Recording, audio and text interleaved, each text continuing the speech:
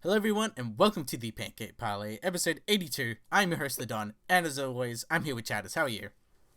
I'm good, Don. How are you? I'm good. We've got a lot of news to cover today. We've got, news, quite a bit of news about Star Wars, some projects going ahead, some cancelled, that as well as Game of Thrones stuff as well. And obviously, what's going on with the streaming wars, basically. So let's just start off with currently what we're doing now, which is some news. So throw it away. Yeah. Well, I don't know if you've heard about this, but Netflix was trying a new kind of beta test for something called speed binge, or at least it's kind of colloquially known as speed binge, which allows people to or subscribers to essentially speed up or slow down the playback of a show that they're watching.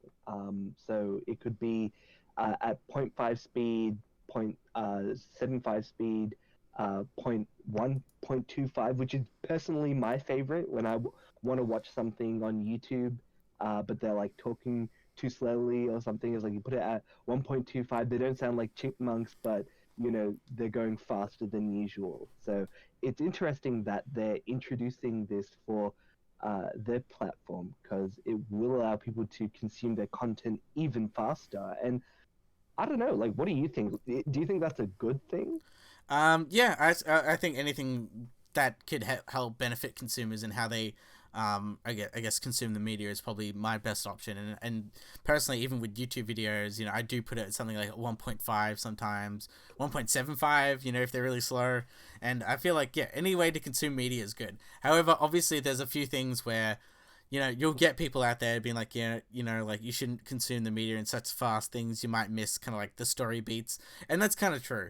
Because with YouTube, a lot of the times I do play stuff at quicker moments, but something when it's something like dramatic, holding a certain scene for a certain amount of time, or where people talk for a certain amount of time and kind of like have these pauses. It is there for dramatic effect. So I'm not quite sure how that's going to factor in. However, I think obviously that's not Netflix's problem really, because I'm pretty sure they don't give a shit how you consume your media. Like, I'm pretty sure they're not gonna be like, oh, you can't watch Netflix on a phone and watch this media. I think it's like the only people who'll be angry at it are people, studios that might pull back from Well, like, oh yeah, my stuff's gonna be on this and it's gonna be ruined by the speed. It's like when people mm, say, oh yeah, you can't watch Christopher Nolan's Dunkirk, if it's not in IMAX, like there's certain things like that. mhm. Well, it's really interesting that you say that because it seems to be from Hollywood, people like directors, they've been the one who've been saying like, "Hey, this is actually like a bad idea." For example, Bad star Aaron Paul said, "Stop! There is no way Netflix will be moving forward with this. That would mean that they are completely taking control of everyone else's art and destroying it. Netflix is far better than that. Am I right, Netflix?" This was I believe, a tweet from him, which is just very weird. Like, why does it matter that Netflix gives consumers the option to, customize how they want to view something? It's like, oh, it's like changing the volume to me. If I want to watch it at like 50% sound, should I be, proselytized by, the director who's saying, oh, well, it should be at 70 volume? Maybe that's not the best analogy, but that's what I kind of see. Like, I personally see it as the same. It's like, watch it the way you want to watch it. If you want to watch it at chipmunk speed and you get everything out of it, like, you know, bless you. But it's fine if you're watching it at like zero point 0.5 speed or 1.5, especially if you're going to watch something like Game of Thrones, right? Mm. Something from the beginning and you want to catch up, or you want to do like a refresher. Like, oh, I want to. The latest season of this is coming out. I want to be reminded, but I don't want to watch a shortcut video. So I'll just watch everything at zero point 0.5 speed or 2.5 speed. Yeah, Uh, I I I think know it's a what you really mean. interesting way to kind of do things, and I hope they go through with it because it sounds like an interesting thing to do. And in fact, there was a thing I remember reading, that apparently, like cable TV in America, what they used to do is for Seinfeld, they used to run the show at 1.1 or 1.2 times speed, um, and it basically allowed them to fit in extra time for advertisement. Mm. So And then more you know, money. and yeah, more money for them, right? Now, obviously, when there's a vested interest for, obviously, I'm not blaming the creators of Seinfeld for doing this, but I'm more saying that when people who want to release the content find it convenient to monetize a show in a certain way, then fast forwarding something is fine. But I don't know. I prefer letting the consumers, if they want to watch Seinfeld at 1.2 speed, let them do it. I much rather them do it that way and have control of it. But the other bit of news that came out was, and I don't know if you heard about this either. EA and Steam are partnering up. So essentially, EA used to have all their some of their games, they had Effect and some of, I think some of the sport games and stuff used to be on Steam, but then they moved over towards a more exclusive platform on their Origin service as to kind of be a competitor. But now it seems that EA and Valve are working together to have everything on both platforms. And I think the only reason why they did this is because something like the Epic Game Launcher is kind of getting to that point that Origin kind of wanted it to be, and then they probably saw they probably saw like a lack of sales or whatever it may be, and they know it's kind of like what we're going to talk about later on the podcast about like the streaming wars. So like, and I think obviously EA hedged their bet with Steam and to see what they do, because even something like Microsoft, they are working with Steam, but they do still have their Microsoft store, and I'm very curious of what happens to them. But yeah, like if people can because I don't think it's that hard for two platforms to really talk to each other, because I think even like something like in the console area where it's Microsoft and Nintendo, all the time they're just like, yeah, you can play Minecraft with all the same people and like Fortnite and things like that. So it's not hard. It's not hard. I think it's just there's obviously added clout for these companies saying like, no, we want to keep it on our platform. Well, yeah, in this generation, it's Sony that's kind of keeping everything within their own ecosystem. They want everybody, and they can kind of afford to be like that since they have dominated this console generation. But obviously that might lead to some bad blood. I know people have said like, hey, like even PS4 players are like, hey, like why can't we play with people on PC or whatever? They'll get demolished, but hey, you let them do it, right? Yeah, because even right now the recent news of Kojima's exclusive game Death Stranding is also going to be on PC, and a lot of people are just like, when Xbox says something like that, or Microsoft for all the exclusive, like, oh, it's not really an exclusive anymore now, is it? And it's like, everyone kind of makes fun of them, but it's like, yeah, but then when Sony does the same thing, everyone's kind of like, I don't know, it's just fanboy stuff, but it's just kind of like, if you're just if it's like console wise, you can't play it on the console rather than a PC. There's a difference, I guess. Well, I think the thing is like Xbox's new system that they've kind of gone by is to be more consumer friendly. So they are kind of doing that thing where it's like, oh, you can play it anywhere, play it on your PC, play it on your Xbox. You buy it on one, you get it on both. Like that's kind of how the system works. For what I understand about Death Stranding, it's more like, oh, hey, we're also releasing it on PC, so not all these people miss out on the games. Because for me, like, I grew up, playing a Nintendo 64, so I never got to play any of the Metal Gear games. And, with all the new ones coming out, I think 4, 5, and stuff came out on Steam. But the ones before that, like, how am I going to play them? Other than, like, there are obviously emulators and stuff online, but it'd be better if there was a good like HD re-release or something like that. That'd be great. I know they came out on like the X, I think Twin Snakes and the first Metal Gear Solid did come out, but they didn't release 3. My one that I want a port of is just the Kingdom Hearts games, because they're literally they're trapped on the Sony consoles and things like that, and then like Kingdom Hearts 3 came out literally on Xbox, and everyone's just like, yeah, so like I'm pretty sure the sales aren't going to do that well because it's just number 3. It's like, where's all the other games? It's like, I don't know. That's exactly how I felt why would I ever get Kingdom Hearts 3 if I've never played any of the previous one? Maybe if they make it more easier to, get in, on the bottom level and, go up from the beginning, maybe. But it's better because I think they even had a Kingdom Hearts 1 and 2, 2.5D Super Ultra Mega, remix edition On that PlayStation came 3. out. Yeah, on PlayStation 3 or 4 or whatever. They both. Either way, it's always re-released on a Sony console, and it's just kind of Yeah, like, yeah. come on, like how many sales? There can't be, like I'm pretty sure there are, but you can't be like, you keep on re-releasing a HD version of the game over and over again to the same people who own PlayStation stuff. And it's like, you have untapped potential here, of people.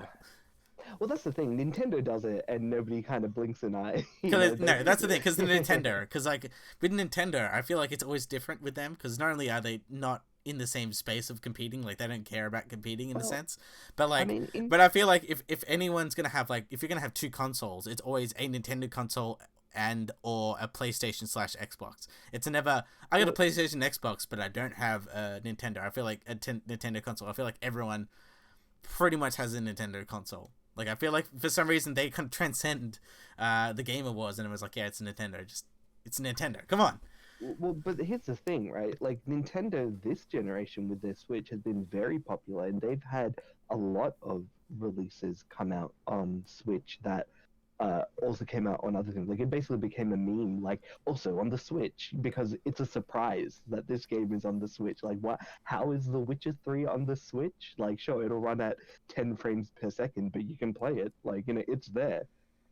So, that's the kind of thing that I kind of find, very interesting, that people do kind of have this sort of like a double standard. They kind of let, Nintendo get away with having their exclusives on the platform. I don't mind. I got my Switch. I love it. But the thing I was also going to say is with EA partnering up with Steam, it's kind of giving EA some good boy points with the modern gamer, especially given that I think several times EA has won like worst company in the world in existence in all of history, like every year. I'm pretty sure they they get that every now and then because of some of their practices. But recently, with all the stuff that's happening with Blizzard and Bethesda and all these other kind of big game studios kind of going and up again, like people who you would have thought in the past put gamers first, right?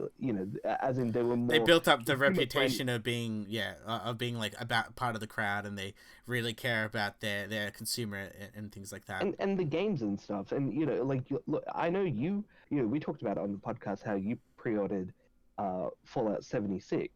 Mm-hmm. And I wanted to actually, because we actually haven't talked about it at all. Like, what your opinion is on all the controversy and stuff that's happening. Because I remember, we kind of lightly talked about, oh yeah, game is broken. Oh yeah, people, bleeding, people playing it and stuff. But then at some stage, it did have some people playing it, like a good core group of people playing it. And then they announced at, I want to say like, not maybe Gamescom or something, some recent gaming thing, that, oh hey, we're actually going to be releasing like a season 2 of Fallout 76 where we'll have voice NPCs that are real people and not robots.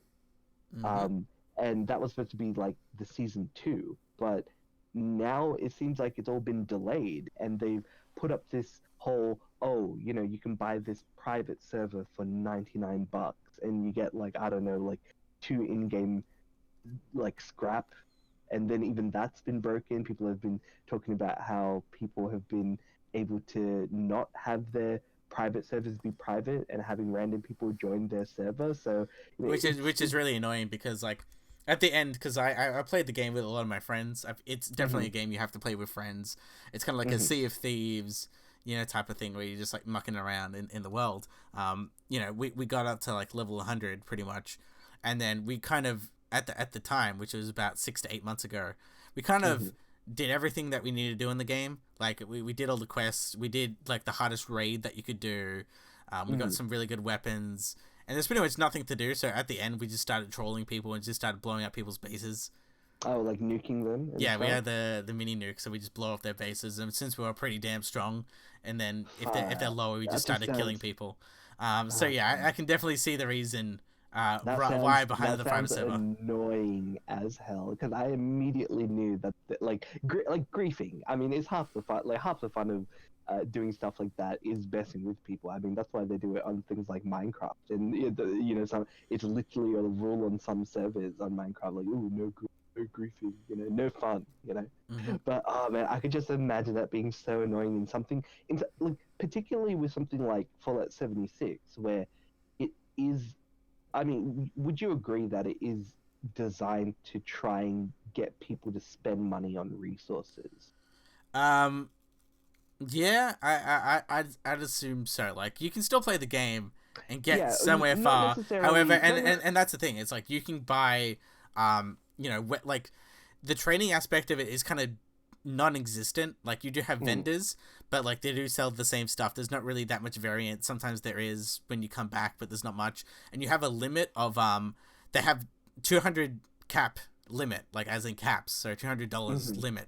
So you can't just like buy, sell, buy, sell, buy, sell. You can't do that. You have to wait like every day to kind of do that. So it kind of limits kind of that type of aspect. In a sense of what you can buy other currencies in a way of it's more the raw resources, as in like it's more actually for your building stuff, because you don't really need like 200 of wood or concrete or whatever it is. That's mainly for the people who just want to build like houses and stuff in their kind of base, like which I didn't care about, but my friend did, and he's like all about that type of stuff. So it's like, yeah man, we're gonna keep him playing. He never bought one thing, and we just all kind of gathered resources for him. But Well, you see, when you're kind of in a collective and you do that, like it's not too bad. But like I can just imagine that one person who's kind of built up their like I don't know their shack, and then he gets nuked by people. It's one thing where it's kind of easy to make, like in something like Minecraft, like you don't have to pay for any of the materials. You just have to find them. That's the minimum that you need to do, right? So if something gets blown up, okay, it sucks ass, but you didn't pay Mojang, you didn't pay Notch like $1 million to have a castle or something. If somebody paid money, these kind of games attract whales, and unfortunately, whales also attract the bad business practices, and that's the thing that I kind of don't like. Especially given that I've been playing Outerworlds, which is made by Obsidian, who made Fallout New Vegas, if I'm not mistaken. Well, it's not even just Fallout New Vegas. The Obsidian team is pretty much a new studio after I forgot what they were called, but essentially the original Fallout team of Fallout 1 and 2. Right, I think, okay. but it's a particular team. They kind of got disbanded. They got bought out and disbanded. And so they actually started the studio, which is Obsidian, which is basically the old Fallout team, the people who made Fallout.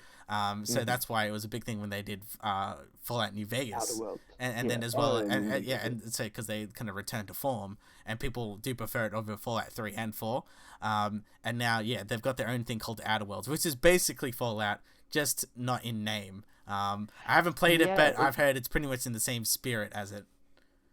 I was gonna say that the original Fallout games kind of seem more kind of down to earth and serious in terms of what's going on, whereas I kind of find Outer Worlds is it's got the Fallout vibe, but then it's also got like Borderlands 1 kind of humor and comedy in it. So Borderlands 1 was already kind of like your own kind of like Mad Max kind of universe. So just consider that was like a space traveling theme, like Borderlands, and boom, that's basically what Outer Worlds is with a system that's similar to Fallout.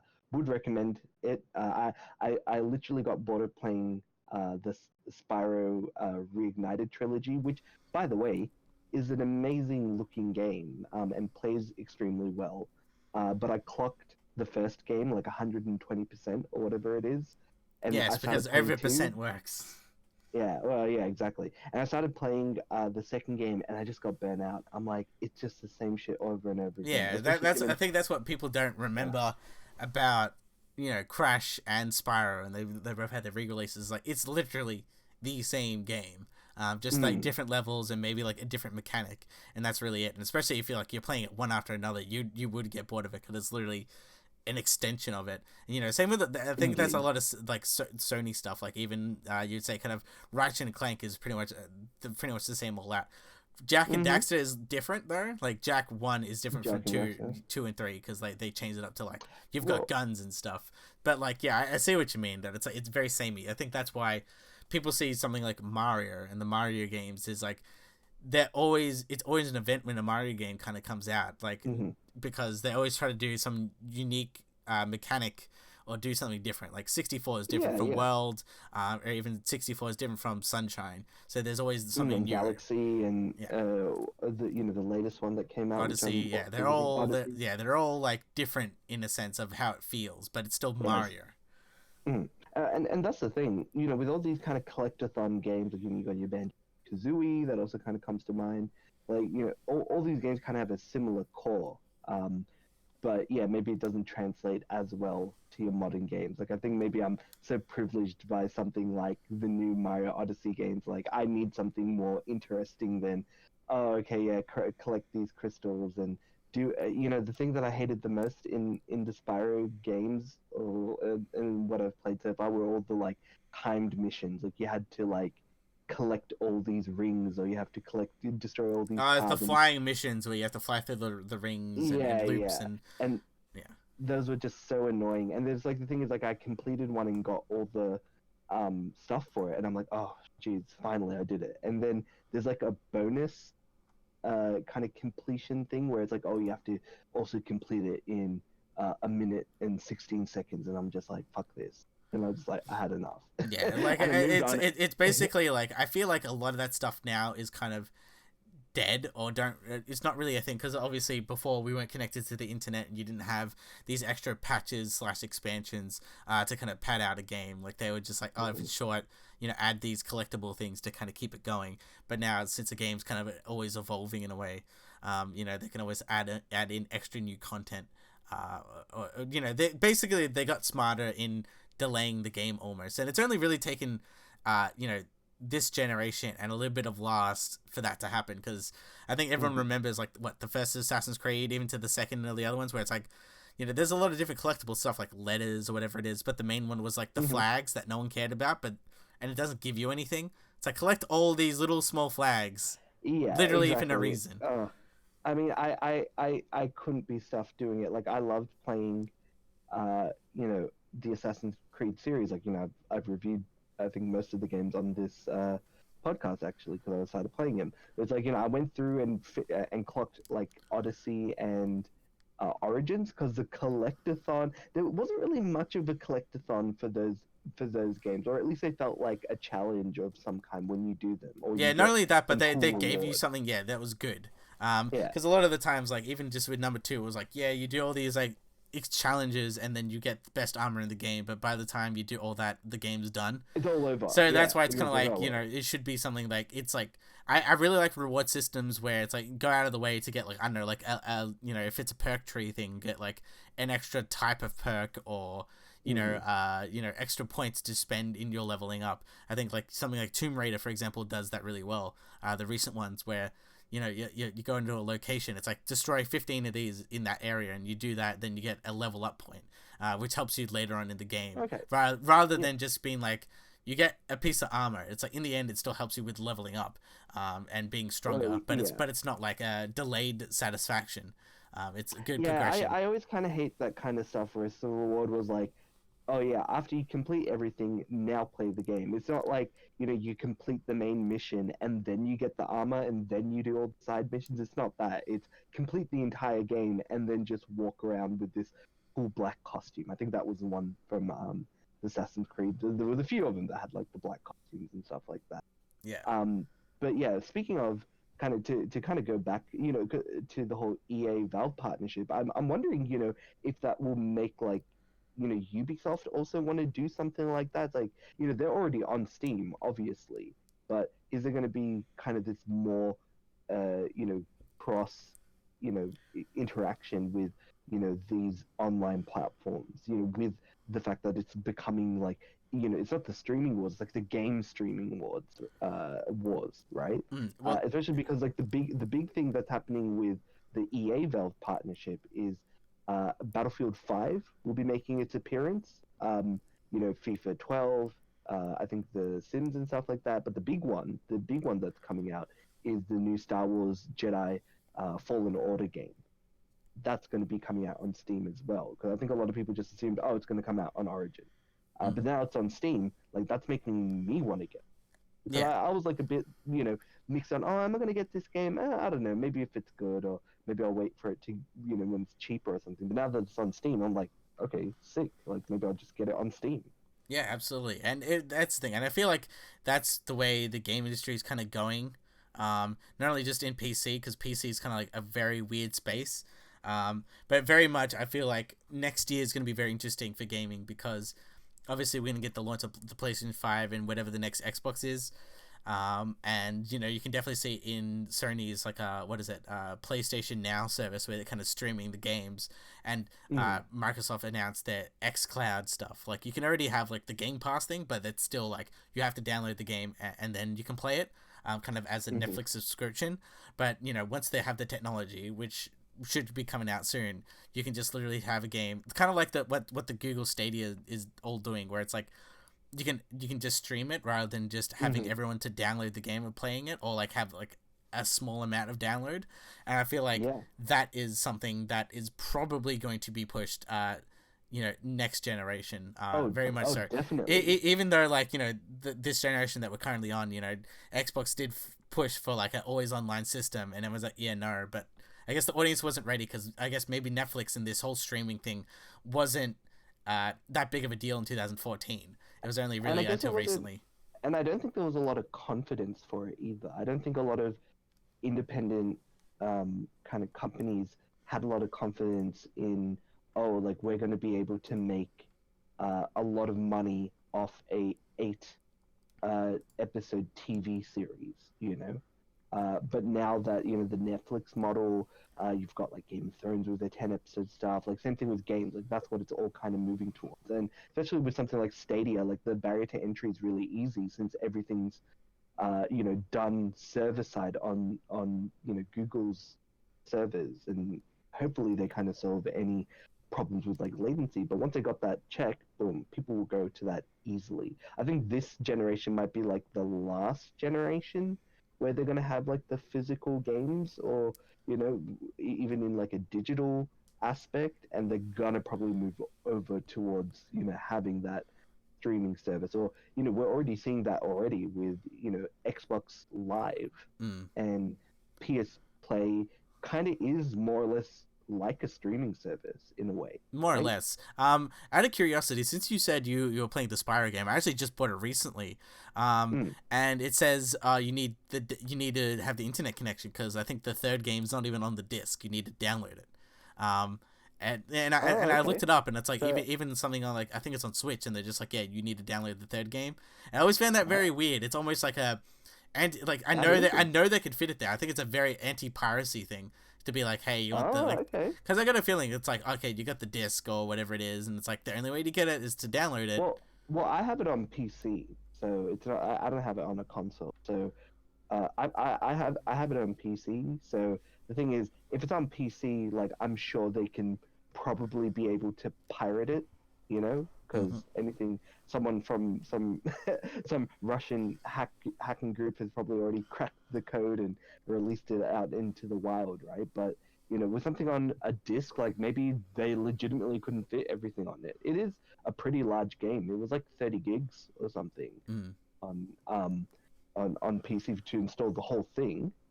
But yeah, I don't know. Maybe for the consoles they can't handle that much. I honestly can't say. Who knows? Um, who knows? But yes, but to kind of to relate things back to Star Wars, the new Mandalorian trailer came out as well. It kind of shows a lot more, action scenes. We get to see more fights. We get to see a lot more like aliens and creatures and set pieces. It does seem a lot more fleshed out, and it looks really cool. At least to me. You know, because we got the teaser or the first trailer, and it was like, okay, cool, we've got some stuff here and there, but you know, this trailer's selling it a lot more. Yeah, it's Um, it definitely feels more like Star Wars, and I feel like mm, this is the project that we're hoping is, I guess we'll save the kind of Disney Star Wars almost. Like, I feel like so far the only really good Star Wars movie that has come out recently, like in the past like 5-6 years or whatever, has been Rogue One, and even then, mhm. if you look at I feel like if only you look at classic films, you're just like, for Star Wars wise, that's not really like in it, I guess, you know. yeah, I get and even for me, I feel like the last third of Rogue One is the only good part of it. Honestly speaking, you know, I like the Cassian Andor guy, and I like the robot K2SO. I remember his name. I don't remember his name, but that dude was pretty dope. I think that robot's actually in the new game as well. Like Yeah, that yeah, I particular think they're like model, shoehorning it's it like an in enemy. almost. Yeah. Yeah, yeah. It's like, oh, here's this original robot we came up with. Here, we're gonna shove it in this. Yeah. But yeah, like, you know, so it is something that, you know, they kind of had stuff that was okay. I don't think the entire new Disney Star Wars was bad. I think like as a collective it's bad, but there are some good nuggets here and there that they can obviously, you know, make something good out of. They just need a good creative direction, and Yeah, and I you think know like that's what I with kind of. this, yeah, with John Favreau, it feels like this is a really good fleshed out Star Wars world, and kind of a good time period, and so far it looks like the characters, like I'm interested in the characters. Like I'm not interested in Rey, Poe, or Finn or any of them, but this guy where I can't even see their face, um, I'm more interested in into the story of what's going on with the bounty hunters, the Well, Mandalorians. yeah, I just think that's just what Mandalorians have. Like, you know, he's a bounty hunter. You know, he's not a good guy. So we're gonna see like him getting up to shenanigans. That's what I think. That's ultimately what everybody's kind of looking forward to with this new series. In my opinion, more than Episode 9. But hey, we'll see. Apparently, there was like all the like you know, oh like Episode 9 sold all these tickets and stuff like that. So you know, maybe it might do good, maybe it might not. I'm not gonna say anything just yet. I just don't think the movie's gonna be as good. That's my only thing. But speaking of Star Wars movies that aren't good, Lawrence Kasdan, who was the screenwriter for Star Wars, Solo: A Star Wars Story. Ugh, what an awful name. Yeah, because He the whole point was, they're gonna launch many a sequel, and then they're gonna have their new version of Han Solo being Crazy Adventures, because they have to keep Han Solo alive, but not Harrison Ford. Yeah, well, exactly. And the thing is, he said in a recent interview that, you know, Disney, like the studio specifically, right? Because it was in regards to how, you know, apparently Han Solo was Kasdan's favorite Star Wars character.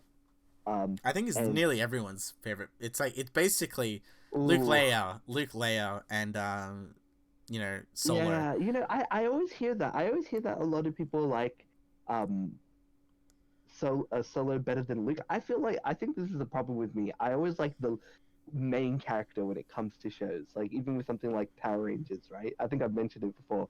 You know, I always like the Red Ranger. I always like the leader character. So for me, I think I always fall into like, oh, who's like the guy who's supposed to be good? Okay, I like that character.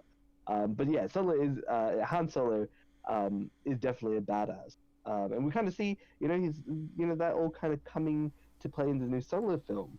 Um, but you know, when the script got made, and the final Solo script was finished, Kasdan said, and I quote, "The studio blew it."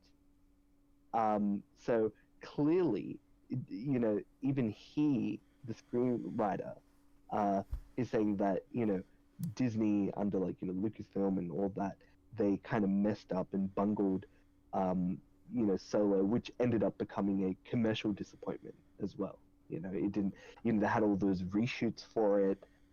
You know, and yeah, subsequently, I think it was the first Star Wars film to bomb, Mm. which is kind of crazy.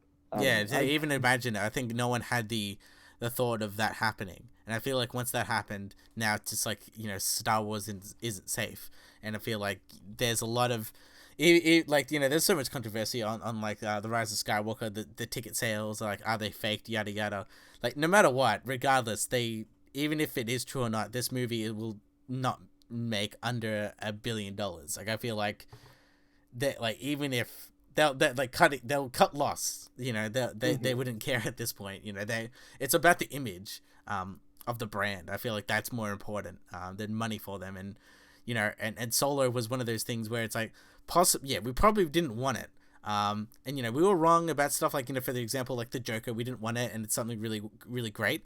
However, Solo did not perform. But that's like, speak for yourself. I wanted the Joker. I thought that movie was going to be good. But yeah, like with Solo, it's just like, even if like not many people wanted it, it's still not a good product in the end. Yeah, it just didn't deliver what it wanted to do, and obviously there was a lot of problems with the movies behind the scenes, and yeah, it just didn't have the right feel to it, nor like it just didn't feel like they wanted this to succeed. It doesn't have like the same passion. It's hard to explain, but once you know someone is like passionately trying to make something, like Mandalorian looks like something like really tried and really put in the effort to make sure everything looks right, or everything was kind of correct. It's kind of like, yeah, you can just tell if someone's heart and soul is into a project. And I feel like, yeah, obviously Ron Howard just came in last minute and he's just like, yeah, I'm hired to do this thing and see what I can do, and that's basically what happened. I'm gonna try and Frankenstein this into an actual movie. Yeah, that's how I feel, because apparently, like, people were saying like it was like a comedy and not like an action. You know what I mean? That's the part that I kind of found weird.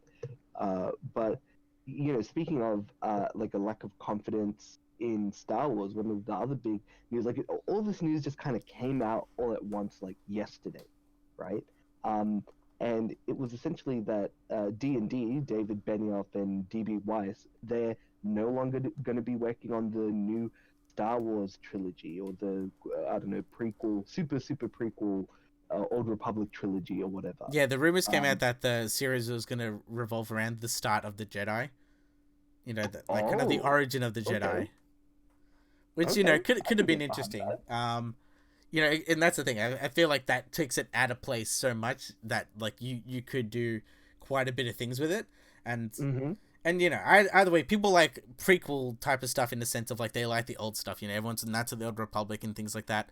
But, even something with, like, Mandalorian, it's kind of set in that period between Disney Star Wars and old Star Wars. And I feel like a lot of people just, like, we have so much of that. We kind of want, like, we want something, like, maybe even between of what happened in the prequels, like a, Clone Wars type of thing, or before everything with the Skywalkers. I feel like there's so much you can do. I mean, yeah, it used to be a bit of a thing where they used to do everything was between episodes 3 and 4, but, like, unfortunately, because of, like, the time gap, and they have to follow, like, a canon, it creatively they couldn't do anything too, like, ridiculous with it, because it has to follow and fall in line with what's happening in the movies. But the big thing is, you see, here's the thing, I don't know how I feel, because the thing is, with D&D, right, they bungled Game of Thrones, so in one way it's a good thing that they're not making a Star Wars trilogy, but at the same time it's kind of bad for Disney, because it doesn't look good for them that they've lost these two directors, especially given that I'm pretty sure they chose, like, they said that, oh, we don't want to make any more seasons of Game of Thrones, and part of the reason was because of this set of jobs that they were going to do under Disney, like to do Star Wars. Like, they were basically leaving Game of Thrones and leaving it half baked to go and make Star Wars, and now they're not even doing that. Then it's basically for nothing. Now they're going off and doing stuff with Netflix. Is a big deal that was settled between them. Yeah, I think it was like $10 million or something ridiculously crazy, or whatever it is. But it's like, yeah, it is crazy to think like that. And it's like, they must have, because to even sign that deal with Netflix, as well as having the Star Wars stuff, I think they would have obviously been in contract at that point. However, there must have been something. Either they're just like, Netflix has got a better deal, and we're gonna, like, try to screw our ways out of Star Wars, or they really did have a disagreement and they were just like, yeah, we don't like it, where this is going, or like, I think maybe they had like, they had a vision, they had a plan, and then maybe, Lucasfilm's kind of like, yeah, we don't want that, we want to do this, kind of like what happened with the Solo thing, and then they're just like, well, we don't want to do that, so we're kind of out of here, because they've got the bargaining power in compared to Lucasfilm. Well, historically, Disney has done stuff like that before, where, for Ant-Man, they wanted Ant-Man to be a particular way so that it fit with, like, the MCU, and obviously, the director at the time was like... Edgar Wright? Edgar Wright. Like, he was just like, I don't want to do that, and then they booted him off and replaced him with someone else, and, obviously, I like the film, but you could tell that there was, like, a tonal difference, and that was probably due to the fact that they had two directors doing it. But that's the thing. With the thing is, now it kind of opens them up to having new blood come in. But I think the problem is, who's gonna want to touch Star Wars as a director? Apparently, Rian Johnson still has his set of movies. So I was gonna say, I don't think there's no way Disney is like, they're kind of keeping face at the moment, but no way are they actually letting him direct another movie. The crazy part of it, this is, they officially said that, like, yeah, this is the new directors are going to be those two ones, the Game of Thrones showrunners, and now, they don't have a Star Wars film next year, as far as I know. There's no Star Wars films planned aside from Rian Johnson's one, so possibly they're going to announce something next year because they're in a scramble right now, or they really are trying to be like, looking something at the drawing board, because, like, if they don't like the idea, maybe they'll get someone like a Ron Howard to be like, yeah, he'll just do whatever we say type of thing to do it, or they'll, like, that's the thing with Star Wars. I feel like it's hard because you need a visionary director, but not ones that kind of play by the rules in a type of way. Like, I feel like the Chris Lord and Phil Miller, when they got killed, like, got out because of Solo, is because the tonal, everything was different, and they want to execute their vision. However, someone like Rian Johnson got to fulfill his vision, and it was kind of, no one liked The Last Jedi, basically, or real people really didn't like The Last Jedi. So real people, are you saying everyone who liked? Yes, I feel like they're all the Russian bots, not us. Okay. So, like, I don't know, I'm very two minds. So it's like, it's almost like, even then, like, a lot of visionary directors do not want to touch a property that they don't like. For example, and creative control. Yeah, exactly. Because it's like everyone always pointed out, it's the most obvious example with Christopher Nolan of Batman. He was just like, he only did the Batman movies for Warner Brothers just because he's like, yeah, I need to do Inception, so, like, give me money. And, like, that's basically what happened. So I feel like the only way to do it is because they got a better deal elsewhere to kind of deliver on it. That's the only reason. So I feel like, for example, Tarantino hates Star Wars because of what happened with the Hateful Eight and everything. So, like, he wouldn't do that. If anything, he'd do Star Trek. And, there's all these directors, and, like, Joss Whedon, maybe he'll come back in the limelight after Justice League and just be like, yep, let's do some Star Wars stuff. But who knows at this point? Well, here's the thing. Like, I'm pretty sure J.J. Abrams is actually coming to work for DC in some capacity. I did hear that news, and that does not sound good. So... Well, I mean, here's the thing, though. We'll actually talk about it when we talk about all the HBO stuff, but which we actually will be right now, because one of the big things that also came out alongside of this whole news with, D&D leaving Star Wars was the Game of Thrones prequel got cancelled. So there's two prequels. I wasn't aware that there was two. There's two prequels for Game of Thrones that were in, like, kind of being greenlit, in development, right? Like, having a pilot or something made. The first one was set, like, 1,000 years in the past, before all the modern Game of Thrones. I say modern, right? Like, modern Game of Thrones. This is basically the new Star Wars, where it's like, modern Game of Thrones is the one in the middle. Yeah, right. And it was set, it was supposed to be about the Long Night, like the first Long Night, and it was, like, starring Naomi Watts and stuff, but no longer. That one got cancelled. That whole thing where they're just like, don't worry, we'll explain the Night King and the White Walkers in that prequel, and now it's never happening. Well, now it's never happening. However, and you know what? In a way, it's good, You know, they ruined They, Game of well, they Thrones ruined the White for. Walkers. Like I'm still salty about that. Where it's like that is the whole premise of Game of Thrones, really, in the end of things. And I'm Mhm. like, yeah. And then you just got rid of them very quickly without anything. Because I think a lot of people don't know is just that the Night King does not exist in the books as far as we know. Because obviously there's no mention of anything. It's not like there's one person that commands the army. It was literally just it's like a force of nature almost. So it's kind of like Oh. so it's kind of like yeah, there is no backstory to be had. So I feel like there was a lot of stuff and maybe it just didn't work and they just kind of got rid of it.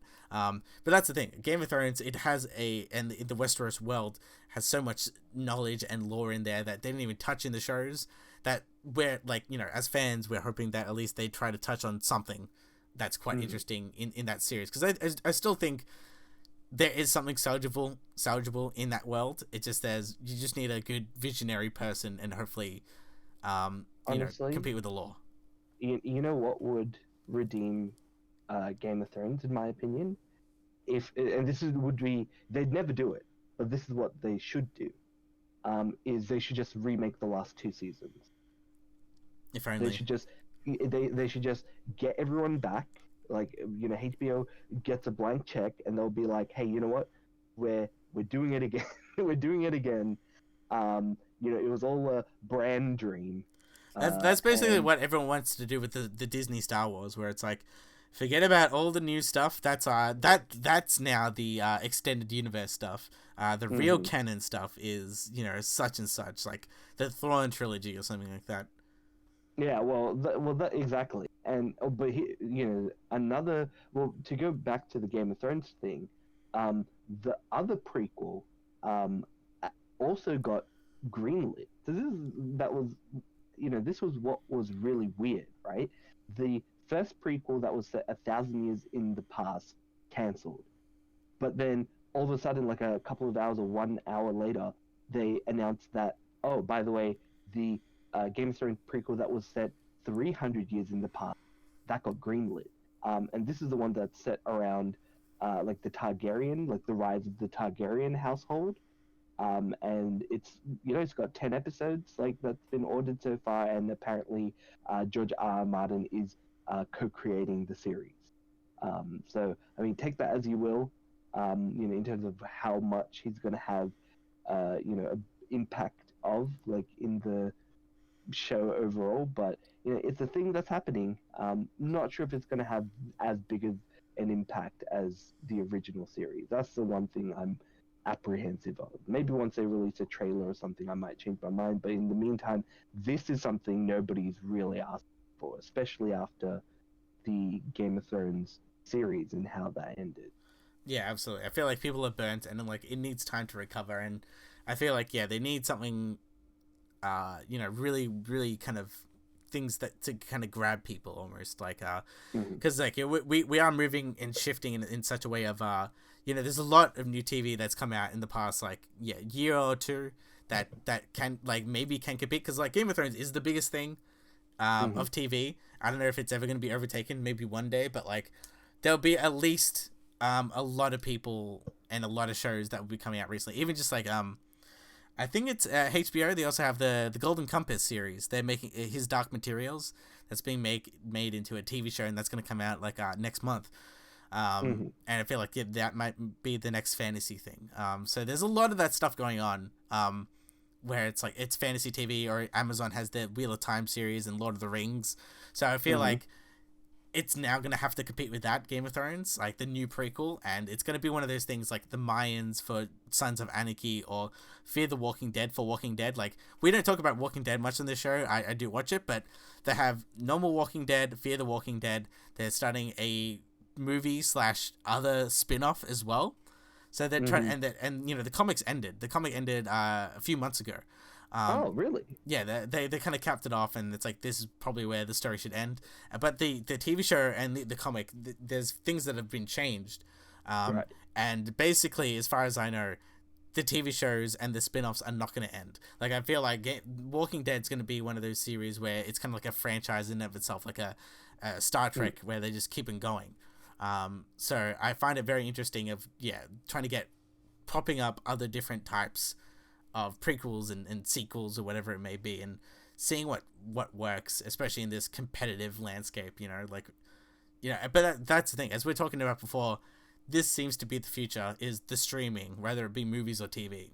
So, and that's why it is just very interesting in how that type of stuff goes. But we should probably move on to kind of what we're kind of talking about earlier before, kind of foreshadowing, is the streaming wars. I'm gonna dub it.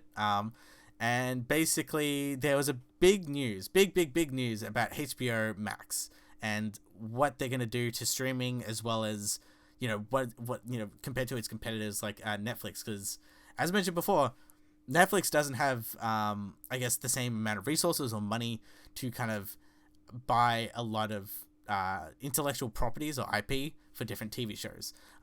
Just recently, I think a few months ago, they were talking about the story of how they lost Friends in The Office, and that's going to give them a loss. And HBO has quite a bit of money, because I think HBO in the end is owned by Warner Brothers. They either own Warner Brothers or they are Warner Oh, Brothers. they are Warner Brothers. Like it's like the same chain. I can't keep up, man. But either way, they have the ability to buy stuff. Well, yeah, and they also own it's a part of like AT&T. So if you have a phone bill, they're gonna incentivize people to kind of get on there, because we're gonna give you like a year of HBO Max. It's basically Foxtel in a way. Like they've got the bargaining power, and not only that, but they've got different revenue streams. So it's not just we want the entertainment. They've got the phone stuff. Like as mentioned before, that's why Amazon is kind of very independent and they can do their own thing, because they've got their website, which is obviously buying and selling stuff, but they've also got their own original content that's kind of like an added revenue stream to them.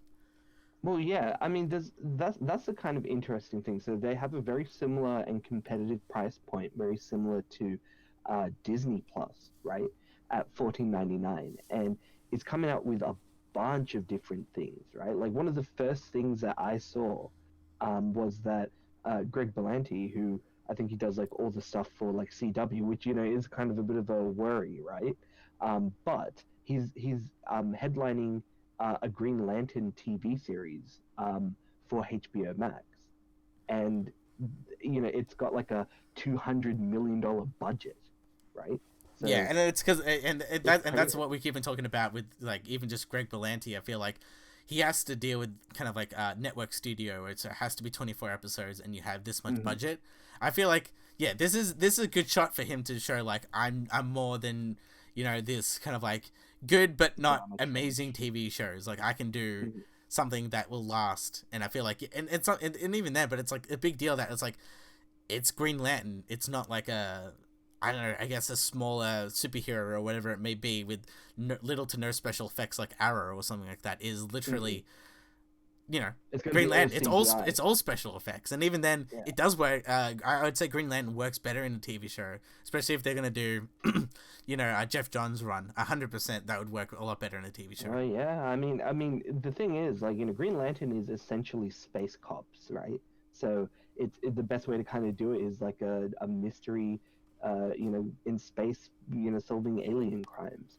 The other thing that they're also headlining is called Strange Adventures, which is named after a comic series that, obviously DC published, but essentially what Strange Adventures will be, from my understanding, is essentially like the lives of superheroes viewed from like the average everyday person. So now they tried that before and no one liked it. They did. I forget what that was. It was called Powerless. Right. And it was just like I remember watching one episode and it's like we have a slight DC like thing like about the Joker, and I'm like, and then it got cancelled after one season, and now it's a relic of a show that I don't think anyone remembers. But like maybe they'll try something different like with this. Maybe it's gonna be instead of a comedy, maybe it'll be something kind of like in the world of something like a One Punch Man almost, where you see kind of normal people with I guess superheroes like kind of around with them, Yeah, maybe. I think to me, I think it's going to be kind of like what I wanted the Gotham TV series to be like, which was Batman's in it, but he's kind of like almost like ancillary character. There's not like a big focus on him. He's maybe in the background, but then it's focusing around the cops. Maybe this is a similar thing. Like, oh, you'll see Superman fly up in the sky. Maybe you'll see Wonder Woman like jump over, or like a villain come in. But yeah, it's all just about like everyday people having to deal with it. But we'll have to see. I don't think there's anything too like on the nose of exactly what it's going to be about just yet. But the big thing is there's so much stuff on HBO Max, which is kind of crazy. So they have Friends, all 200 and whatever episodes. They bought Big Bang Theory. It's popular enough, and it's got enough episodes for syndication. So it's doing pretty well. The West Wing, that I remember watching a little bit of that when I was younger. The Fresh Prince of Bel-Air, I love that. I love that show. And the fact that they have it is. And I think they planned a sequel. I think that was some news. I don't know if it's rumor or not, but they basically just said, yeah, it's kind of like in a very early development that like Will Smith's gonna come back for a Fresh Prince of Bel-Air semi-sequel. But yeah, either way, that's really interesting, and it's kind of bringing back. And I feel like that's kind of like the new thing these days, bringing back stuff from the '90s, because that's so retro. Other things that are on the service is all the Adult Swim stuff, including stuff like Rick and Morty. That's a really big deal for a lot of people. Like an exclusive, right? That's crazy. Yeah, that is crazy. You have something that's dear to my heart is all the Studio Ghibli's films, which I don't think has ever been on a streaming service, like ever. And which is really funny because the English dubs for those films are actually done by Disney, so I find that very funny. So they've got that whole Studio Ghibli library as well. And yeah, they've just got a lot of stuff like they've got South Park.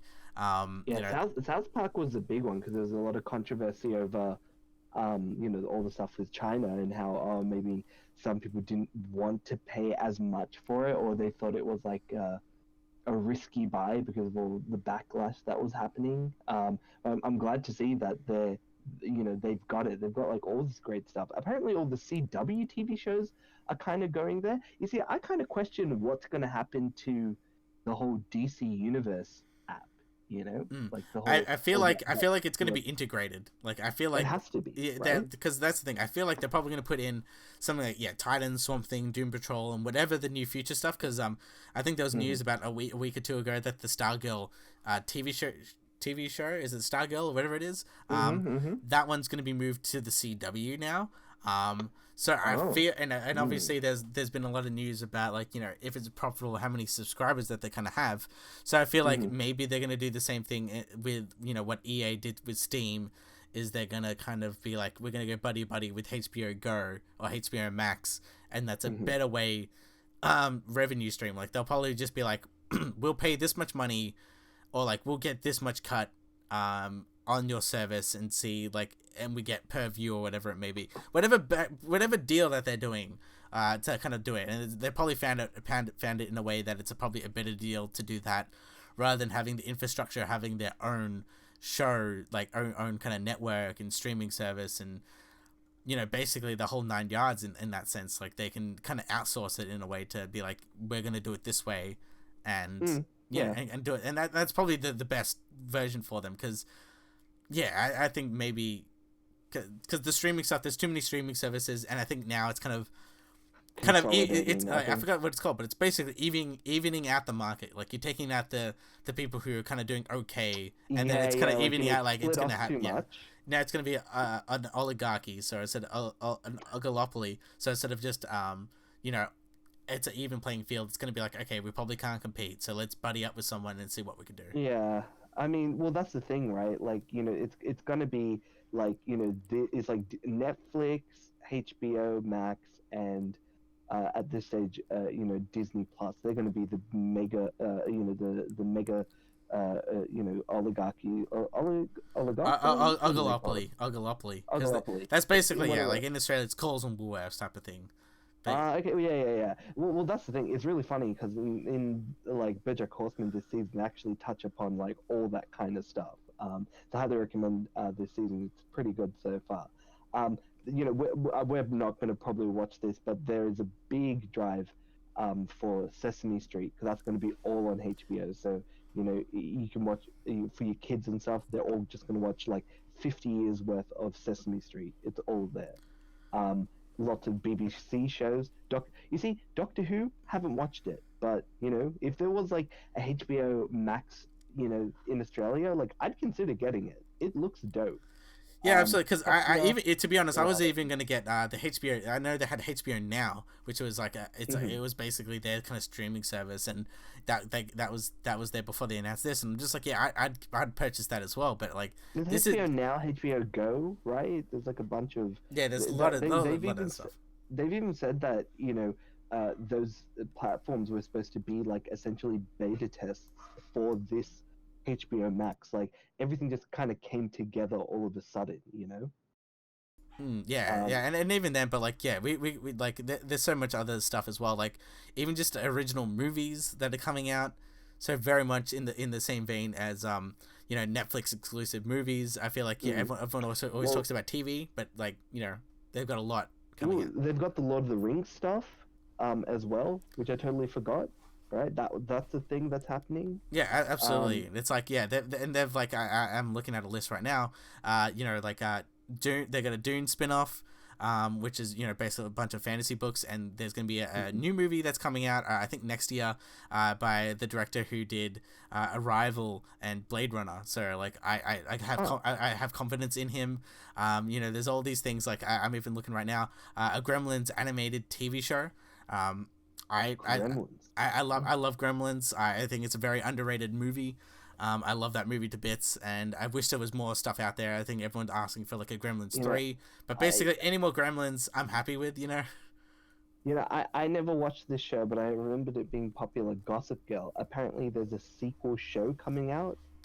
Oh gosh. Jesus. Well, I mean, it makes sense. It makes sense that this is what, because they showed like the four quadrants of like so like the older and younger male and female demographic make up the four quadrants. So it makes sense that they're pushing for a lot of shows that target both genders at both age ranges.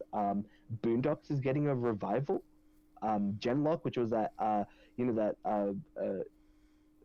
anime kind of mech thing that Rooster Teeth released. They're releasing that on HBO Max as well. Like I forget that Rooster Teeth is technically owned by Warner Brothers in that, so it kind of makes sense. I didn't even know about that. Yeah, it's a thing. Mhm. I knew it. I just kept forgetting. Ellen DeGeneres is doing stuff. Wow, I'm reading all this stuff now, and it blows my mind like how much things are just coming out. Like there's Stephen King series that are coming out. J.J. Abrams is doing some kind of horror series with Jordan Peele. Which sounds pretty dope to me. And there was some rumors that like yeah, we mentioned earlier that apparently J.J. Abrams is like coming over to work for HBO. So maybe like after he does whatever disastrous thing that happens with episode 9, like DC and HBO might give him the reins to the DC universe. It's like, hey, make something or set us up for something. Here's a blank check. Make us rich. That's probably the best way to do it. We'll see whether or not it actually pans out. But I'm pretty impressed of all the things that are coming out of HBO Max. You know what? I can only hope that we get something like that coming out in Australia. You Hopefully would it'll hope be so because I feel like in Australia it's like you do have Foxtel, but it's not even like near the same type of caliber as it. And then you've obviously got Netflix, which is getting so far a lot of the DC stuff, but who knows if Mhm. they're gonna approach Yeah. stuff and do I up in mean, the air, and then like we do have Disney Plus coming out, so I'm very curious because obviously in different regions they have do different we streaming rights, obviously. right? Yeah, syndication rights. I was gonna say, are we getting Disney Plus here? Yeah, we're getting Disney Plus here. Really? Yeah, so we are getting Oh, it here. because I do If remember. not, we're not going to get the Mandalorian basically. And I feel like since that's a Okay. Star Wars Well, thing, I feel like they can't for other things, sure, because there's a lot of TV shows out there where we really can't access them. But something as big as Star Wars, you I'm pretty see, sure there's going to be an uproar of people being like, because Star Wars is you such a see, big thing around the world, they're not going to be like, oh, we can't release it to your country.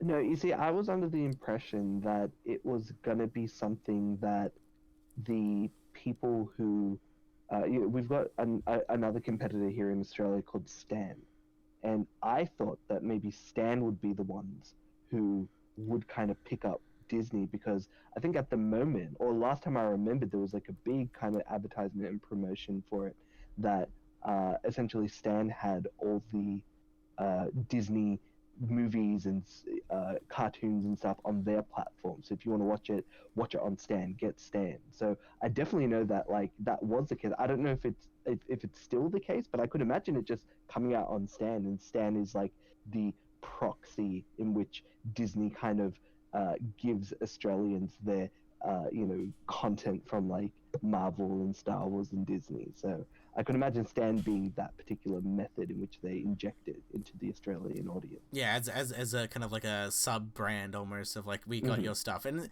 that might be true. However, like yeah, I've heard stories that yeah they're gonna release here, pretty much day and day, and I think it is. I think it's Okay, obviously. I think cool. it's obviously because yeah Disney probably wants just full share of their properties and what they're Yeah, doing with them. I that think makes sense. obviously they're big enough to just be like yeah let's just go for it. And I think that's Yeah. why Stan now, if you do look around the kind of market, instead of promoting a lot of the Disney stuff majority of the Mm-hmm. times like they're actually promoting a lot of DreamWorks animated movies. So I found that Ah, very okay. interesting that they were just like yeah we'll go with They DreamWorks and things like switched that. over. Ah, okay. So yeah, they're probably losing their rights, and so they're now moving over to something else to promote. I mean, it makes sense. And I think that's why I always talk about it all the time. I think that's why Netflix is always in critical danger mode, where it's like they really have to only rely on their own original content because at any time because like yeah a TV show might be really good and the people want to have it.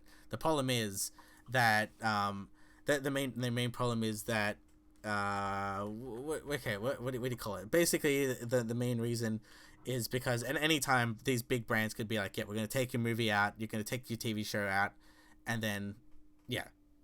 But and I think that's kind of the main problem is that anytime they can pull it away. I feel like that's also that Exactly. I think that's also another problem as well as I mentioned before about the whole Disney Vault thing for Fox movies. Mm-hmm. They've told independent cinemas like we have one in Melbourne called the Astor Theatre. Oh Mm-hmm. yeah, you can't show Die Hard or Aliens because we don't want people to watch these older films in a cinema environment. And I feel like that's kind of and That's so almost a weird. problem where it's like as we were talking just recently, like this is the new future where everything's streaming and everything is you don't own something, but the problem is obviously since you don't own it at any time they can pull anything away and it just changes everything really and how you consume media. Mm. Yeah, I mean, yeah, it's a kind of future that we're moving towards, but hopefully, like, everybody was kind of worried about, what's gonna be happening with like, Netflix came out, and then everybody came up with their own, everyone and their mother. I think even I have a streaming service, right? Mm. And now it's all kind of, getting back to the roots of, oh well, now it's becoming like cable. All right, let's try and form like conglomerates in which we can kind of offer people like bulk amounts of content and then also make our original content. I see this as an absolute win for the consumers. Uh, but we'll see whether or not it is something that works out in the end. I'm hopefully optimistic, but we'll just have to That see. they're not going to screw consumers over because that yeah I feel like Yeah. at the moment it's too spread and I feel like yeah obviously it needs a little bit more of a tightening in like I feel like in the end it's just going to be like yeah Amazon's going to have it HBO Disney Plus and then Netflix is going to be there but at some point I got a feeling since like the novelty of Netflix is kind of dying out in a sense of like ooh streaming everywhere and since everyone will start doing that and everyone's kind of started doing Mhm. that at some point I feel like what they have to do is kind of maybe semi partner up with other streaming services as well or something along those lines because yeah they've kind of been they don't have the buying power unless like they start something else and do something else with their money but either way, it's an interesting future. And I still believe in buying physical media. So if you do like something, I do prefer buying physical media. So that's what I do. But yeah, I feel like I've moved away from buying. I think I feel like I should be someone who likes physical media, but I think that's just a product of how I was brought up to want physical media. But I'm all digital. Everything's just on my computer. I'll stream something. I'll play a game off Steam. Like, it's all digital. Like, look, the next thing that I'm looking forward to that I'm getting physical copy of will probably be Cyberpunk 2027. Yeah. Sorry, 2077. That's probably going to be it for me. But that's just me personally. Yeah, absolutely. I still buy physical media when I can. But yeah, that will be us this week. Remember, you can always listen to us on Spotify, iTunes, Libsyn, and our YouTube channel, Marketing Movies. Just search up Pancake Parlay, and you'll see us there. So until next time, Henry Cavill might be in a HBO show. Who knows? But until then, see ya, guys. Catch ya.